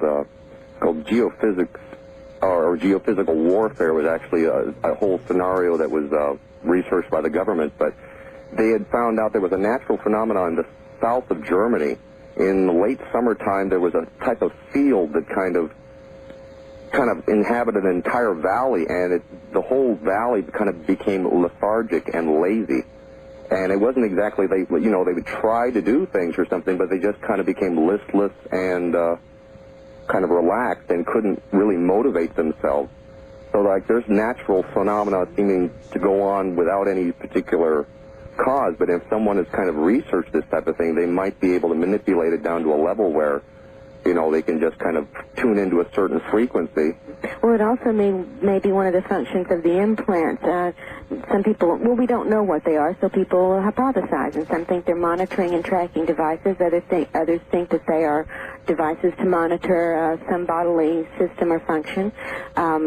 We have some evidence also that they are used to control in a number of ways the person in whom they're implanted. All right. Doctor, we have one last break. Hold on just a moment. We'll be right back to you. My guest is Dr. Karla Turner. This is Dreamland. Do you remember the time when you...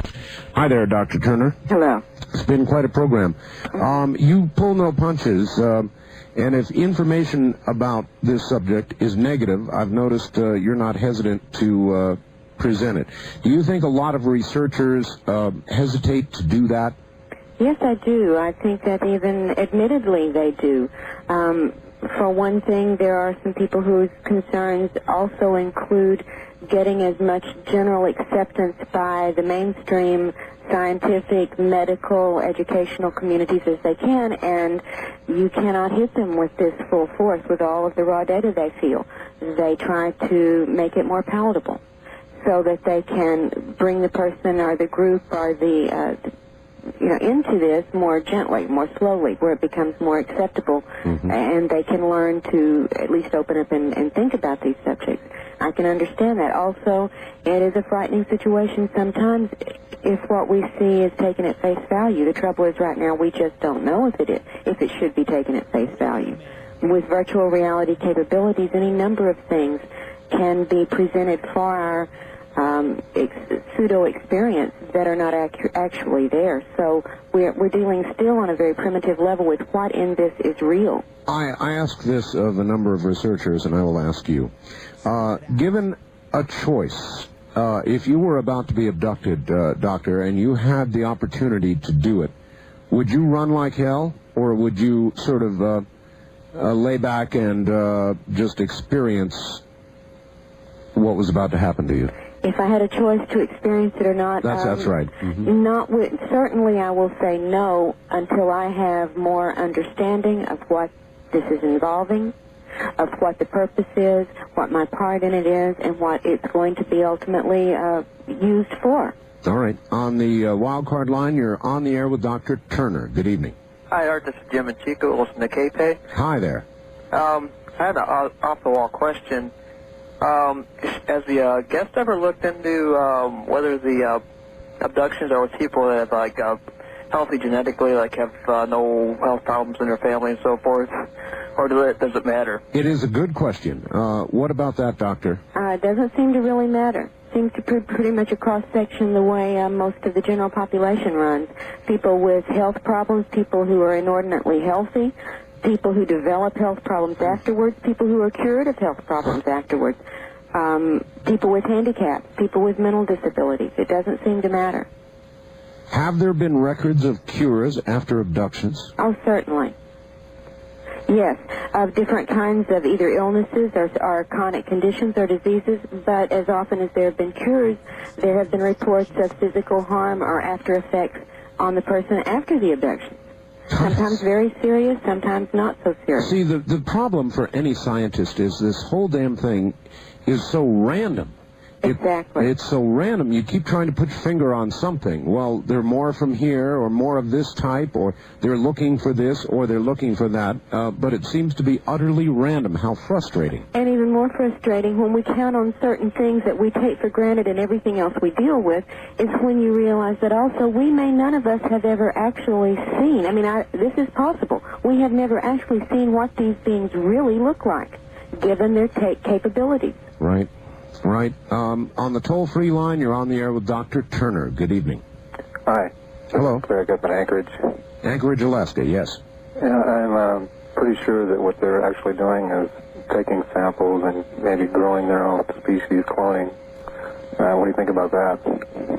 It's within the realm of possibilities, but it wouldn't explain all of the things that they do. I would have to see how all of the data would fit into that scenario. It'd have to be more specifically explained to me before I could comment really intelligently. All right. Wildcard line, you're on the air with Dr. Turner. Hello, where are you? Yeah, this is Mark calling from Kogo in San Diego. Yes, Mark. Hi, Dr. Turner. Hello. I wanted to talk about an off-the-wall possibility, and that's the possibility that perhaps I don't want to say spiritual, but perhaps the mental powers of the collective intelligence of all the people are perhaps creating this, that they're bringing it into being?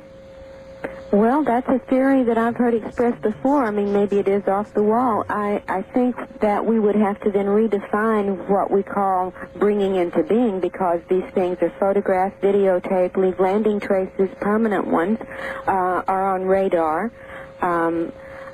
They have a real physicality. If we're creating that, then we might as well call ourselves gods, huh? I wanted to ask a question about what you said. You said that you thought the beings were more concerned with the physical rather than the spiritual or mental. Could you explain that in more detail? Right. I think their agenda, unfortunately, is not a primarily spiritual program as they would have us think sometimes, and as we would ourselves like to believe sometimes, that they are here simply for, say, assisting us through an inevitable transition phase of some catastrophe, or assisting us to make the transition psychically and spiritually to the next dimension or level. Things like this are reported very frequently. I don't think that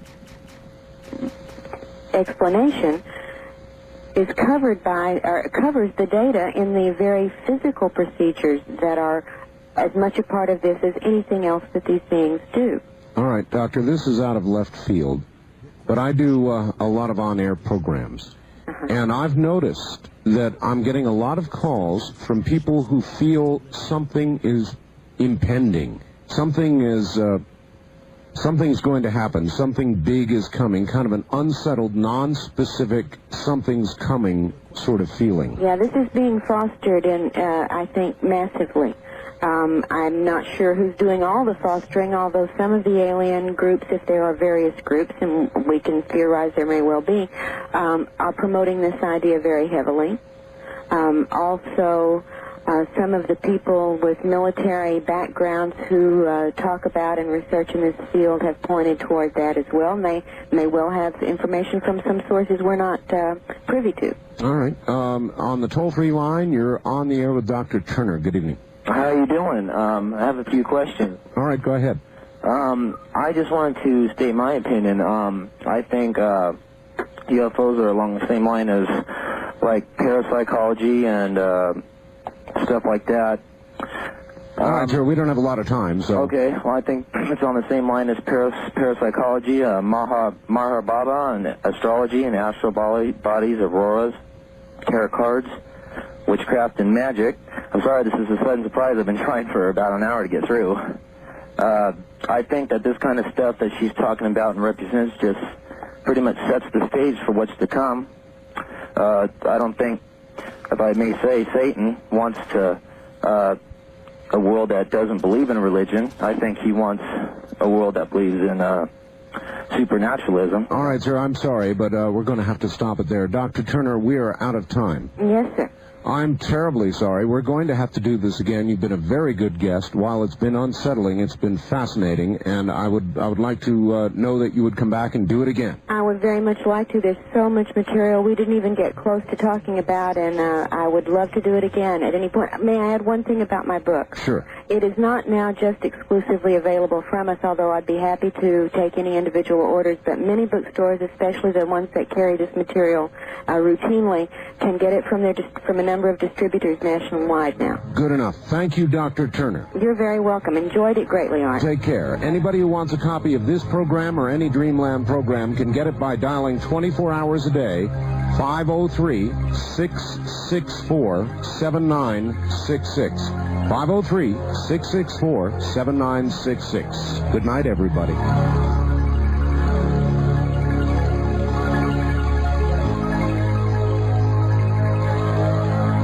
This has been Dreamland, a program dedicated to an examination of areas in the human experience not easily nor neatly put in a box. Things seen at the edge of vision, awakening a part of the mind as yet not mapped. Yet things every bit as real as the air we breathe but don't see. Please join us again next week at this time for Dreamland.